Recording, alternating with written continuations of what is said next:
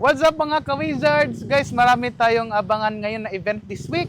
Lalo na po yung mga interest rate decision, di ba, sa Canada, New Zealand, Australia, and of course sa FOMC minutes this week. Kasi guys, very crucial yung nangyayari ngayong linggo para malaman natin ano ba yung magiging future direction ng central bank. Kasi guys, sa central bank, we all know, always ask the question, why?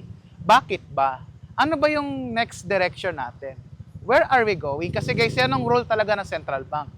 Lalo na, alam natin, the Fed chair right now, Powell, patapos na pa yung term niya by March this year. So ano yung mga parang legacy niya?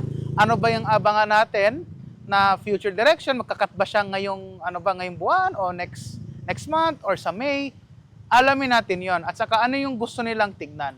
Is the Fed a leader sa inflation or the Fed is just reactive sa inflation? Magkaibang meaning yan, guys. Kaya alamin natin yan, ha? Guys, stay tuned, manage your risk properly, and guys, I will tell you, ingat palagi, and stay safe mga ka-traders. See you guys in the next video.